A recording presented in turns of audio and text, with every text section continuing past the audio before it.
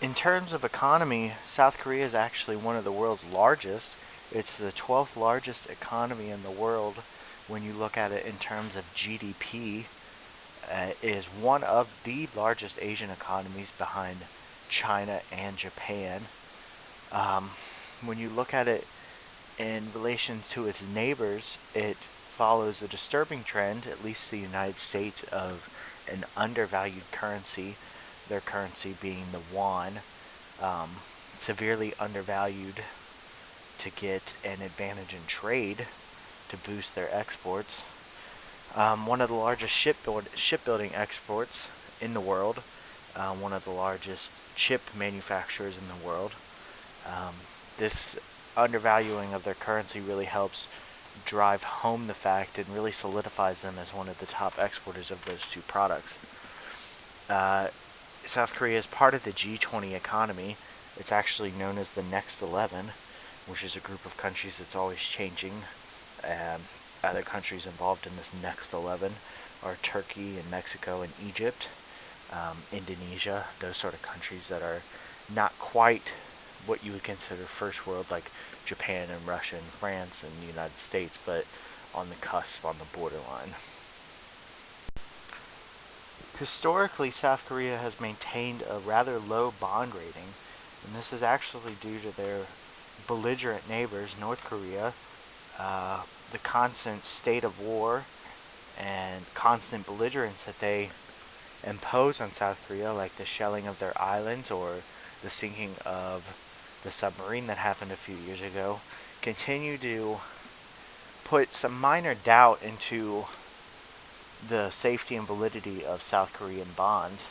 That's not to say that it's an unsafe investment, it's just to say that it's not as safe as, say, a Japanese bond or a Chinese bond.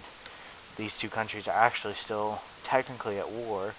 Um, the only thing keeping the peace is an actual peace treaty and not a end of aggression. They have a rather high growth rate at 4% in terms of GDP, which is the largest in the G20, faster than the United States, actually. Um, this actually earns them the nickname the Miracle on the Han River. This 4% growth rate actually right now is rather low for them. They've enjoyed growth rates in the past couple years of 7, 8%. Their GDP to debt ratio is only 34%, which is extremely low when you compare it to the United States, which sits at about 60.8%, and when you compare it to its neighbor Japan, Japan sits about 170.4% GDP to debt ratio. They have a rather well-known business-friendly environment with low taxes and a very laissez-faire dealing when it comes to business. Government pretty much stays out of the business transactions, which drives a lot of manufacturing business and other sorts of technological businesses to South Korea.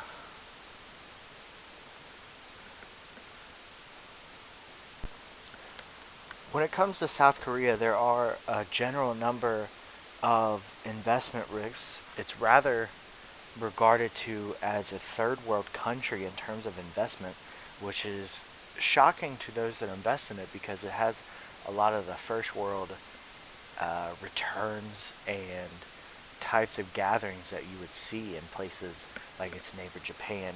But one of the biggest investment risks when it comes to South Korea is their undervalued won, and it's extremely volatile as a currency. It's specifically undervalued for exports. According to the IMF, it's about 8% undervalued, which is a lower undervalue estimate than the United States would give. But the currency is rather volatile. In 2008, it fell 40% during the global recession. But even with this volatility and this micromanagement of the currency, no one is suggesting to pull out of a South Korean market. In fact, it's rather quite the opposite. A lot of investors are encouraging um, doubling down on South Korea, really. And a lot of this has to do with their robust economy. it grows and grows year after year, and I mean, you can see by their low unemployment. They have a 3.3% unemployment rate, which is absolutely insane. That's technically with the ebb and flow of hiring and firing, that's pretty close to 0% when you account for things like that. I mean, they just have a booming economy. But there's always that fear of their current state of war. Technically, like I said before, they are at a state of war, and that can create some instability to the average investor that might not have the capital to risk in South Korea. And it shows with their low bond rating. The South Korean education system reflects that of its centralized government, in which one centrally located office sends down orders that are carried out by other lower regional offices. South Korea spends about $7,434 per student, representing 7.6% of South Korea's GDP spent on education, which is the second highest percent of GDP spent on education among Organization for Economic Cooperation and Development countries. South Korea offers many places to advertise and promote products, but media sources are the most frequent outlets used to catch consumers' attention. 80-inch LED screens are placed throughout major cities and can run advertisements 24/7. Marketers can also place billboard and poster advertisements in heavy traffic areas like subway stations, bus stops, and other transportation areas. South Korea also offers easy use of radio and TV advertisements and eating shopping channels. However, the most effective and popular form of advertisement is internet ads due to the consistent high usage of internet and growing mobile internet usage. South Korea offers numerous promotional sources to help businesses find and create advertisements for their products. The Korean International Trade Association offers consultation, conducts survey research, and assists buyers and sellers with promoting to the right market. Korea also hosts many trade shows to help businesses get their products recognized and put out into the market. South Korea is ranked 9th on the 10th highest salary countries list. It is also the richest Asian country and has one of the fastest growing economies of scale. The average income is $35,000 per year, and disposable income was $1,400 last year, with expectations to continually increase. Because of this, South Korea has stable purchasing power, so marketing efforts should be successful in terms of financial stability. South Korea is unlike those cultures who are dominated by one religion. It includes a variety of distinct religions throughout its culture. Historically, they were most influenced by Buddhism, Shamanism, Confucianism, and more recently, Christianity. According to CIA.gov, a 2010 survey showed the following results for religious affiliations among South Koreans: 31.6% Christian, 24.2% Buddhist, 43.3% none, and 0.9% other. South Koreans are one ethnic family that speak one language, Korean. A crucial factor to Koreans keeping their strong national identity is that they all speak and write the same language, which they all value greatly. In South Korea, interpersonal relationships are a very important part of how they go about their lives. They also value having happy and positive attitudes and having a peaceful state of mind. As far as family value goes, family is by far the most important. Family welfare is far more important than the needs of the individual, because the actions of one family member reflects on the rest of the family as well. South Korea has a Republican-type government. The South Korean legal system is a mixed system that combines European civil law, Anglo-American law, and Chinese classical thought. South Korea has 3 branches of government: the executive branch, which has the chief of state, head of government, and a cabinet. The legislative branch consists of a National Assembly, 300 seats. Those who are elected serve 4-year terms. South Korea's judicial branch holds the highest courts, the Supreme Court of South Korea and the Constitutional Court. and then some smaller subordinate courts, high courts, district courts.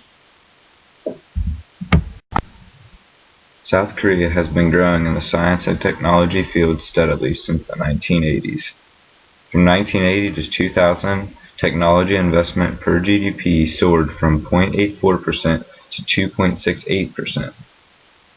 South Korea ranked 5th in the world in the Science and Technology Achievement Indicator developed by the UN Development Program. In more recent years, however, the number of young students interested in the S&T areas has decreased. To help boost the morale of scientists and engineers, the government plans to establish a national research fellowship system so that dedicated researchers are recognized with presidential awards and have access to research funds and pension benefits. As far as the demographics of South Korea is located in Eastern Asia and makes up the southern half of the Korean Peninsula, bordering the east and the Yellow Seas. The eastern half is mountainous. The west and the south consist of many harbors on the mainland and on offshore islands. The average life expectancy is 79.3 years old, which shows that they have been able to keep up with the advancements in technology and medicine. South Korea has a population of about 49 million people as of a 2012 poll. South Korea's ethnicity is almost 100% Korean, besides 20,000 Chinese people. The strong ties to a well-shared culture that respects personal relationships and business helps the people find and maintain jobs in South Korea. The unemployment rate there is at 3.2%, according to CIA.gov. Now we're going to talk about the media usage in South Korea. They're currently the world's leader with the fastest internet connection speed, which is almost 4 times the world's average speed. In a population of nearly 50 million people, 39 million are internet users. Men and women are about equal in terms of usage, and people between the ages of 25 and 44 are the largest segment of users. Currently, home is the most popular place to use internet, at 97.3% of people using internet at home. But with the increase in number of people buying smartphones, the use of internet anywhere is going to grow. So now we're going to get into social media usage. South Koreans are heavy users of social media and have a Twitter user rate that is almost twice as high as the world's average. Males ranging in age from 20 to 29 are the heaviest users of social media. South Korea is also one of the world's largest blogging communities. Sites such as Navar Blogger, which consists of crowd-generated content to find anything from restaurant reviews to how-to information, are typically used in place of Google search engine. 63.5% of Koreans use Navar as their primary search engine for information. South Koreans also are heavy users of online shopping, and one of the most popular utilized sites is Gmarket, which averages about 22 million site visits from South Koreans a month. The forecasted growth exponential rate on research and development in South Korea in 2014 is $63 billion, reflecting a 3.6% growth rate in R&D. South Korea is ranked 5th amongst countries expecting high R&D growth in 2014, just falling behind Germany, Japan, China, and the U.S. South Korea's economy growth is due to their leading innovation strategies and growing economies of scale. The R&D program is heavily supported by their strong programs that support their science and technology efforts. They have established a successful 5-year plan for their science and technology with focus on national competitiveness and innovation intensity in industries, stronger manufacturing efforts, and contributing more efforts to science and new discoveries. Due to the fact that mountains cover about 70% of South Korea's landscape, most citizens live in key population centers like Seoul, Busan, Daegu, and Daejeon. The most popular forms of transportation for products are airways and railways. Products are typically imported through airports in the cities of Incheon and Busan, and then shipped around the country through railways to major distribution centers. Small mom-and-pop like retail stores have begun being overtaken by larger discount stores like Costco. Because of this, South Korean government has passed a law that only allows smaller retail stores to be open on Sundays, and any larger retail stores will be fined if left open. North Korea's online sales industry is continually growing. Direct marketing to consumers is typically performed through catalog sales, internet shopping, TV home shopping, and mobile e-commerce. Internet sales account for about 80% of sales among the four channels, but methods like door-to-door sales are still used and brought in about $7.3 billion in sales in 2007. E-commerce is the easiest and most effective way of reaching consumer market, since over 90% of South Koreans are connected to the internet. The use of internet shopping is expecting to grow. Innovations in national broadband infrastructure, 4G long-term evolution, and increases in Wi-Fi hotspots are going to help this increase. Currently, there are over 30,000 cyber shopping malls, and South Korean manufacturing companies are continually investing in more reliable and efficient forms of e-commerce to sell more effectively. Over the past 20 years, South Korea has built itself to be known for having advanced and productive infrastructure. They have spent over $300 billion to develop their airports, roadways, railways, and resorts. With this, they have added over 14,000 miles to their highway system, as well as built over 100 airports. Unfortunately, all this growth is not great. Due to their massive growth, they went from about 500,000 cars all the way to 8 million cars in right around 20 years. This has taken a massive toll on the road system and has further led them to have to invest more money to develop this. Also, due to lack of natural resources within the country, they've also had to spend nearly $60 billion to develop new forms of energy to supplement their lack of natural resources. South Koreans put a high value on education as well as work.